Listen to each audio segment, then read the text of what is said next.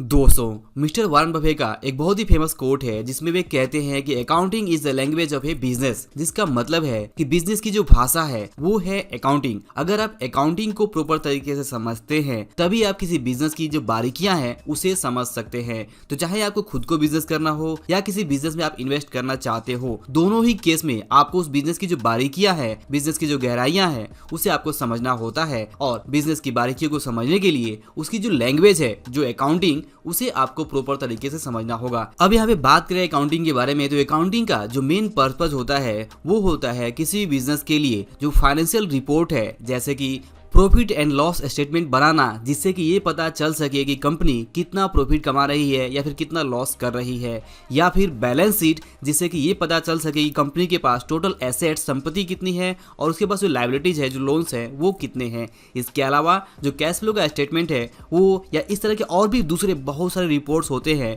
जो अकाउंटिंग के द्वारा तैयार किए जाते हैं, जिससे कि हमें बिजनेस की बारीकियां, उसकी गहराइयां, वो बिजनेस कितना स्ट्रॉन्ग है या फिर बिजनेस कितना कमजोर है, इस तरह की बहुत सारी बातें हमें बिजनेस के बारे में पता चलती है। और ये सब कुछ संभव हो पाता है सिर्फ और सिर्फ अकाउंटिंग रिपोर्ट्स के जरिए। तो इस तरह से अकाउंटिंग रिपोर्ट्स किसी बिजनेस को समझने के लिए बहुत ज़्यादा इंपॉर्टेंट है। आप किसी बिजनेस को अगर समझना चाहते हैं तो उसके अकाउंटिंग रिपोर्ट्स, जैसे कि balance sheet, profit and loss statement, cash flow statement, net worth statement, इस तरह की चीज़ों को ही आपको समझना होता है। उनकी यहाँ पे अलग अलग जो रेशियो है उसे समझना होता है कि बिजनेस में जो अलग अलग रेशियोज है वो क्या कह रहे हैं, क्या स्ट्रेंथ, क्या वीकनेस बिजनेस के बारे में बता रहे हैं। तो इसीलिए कहा जाता है कि accounting is the language of A business, यानी किसी बिजनेस की जो भाषा है वो है उसकी अकाउंटिंग। और इसलिए अगर आप किसी बिजनेस को लेकर पैशनेट हैं, कोई बिजनेस करना चाहते हैं, या किसी बिजनेस के अंदर आप हैं, या किसी बिजनेस में इन्वेस्ट करना चाहते हैं, तो इन सारी चीज़ों के लिए आपको जो अकाउंटिंग है उसकी रिपोर्ट्स को समझना आपके लिए बहुत ज़्यादा इंपॉर्टेंट हो जाता है।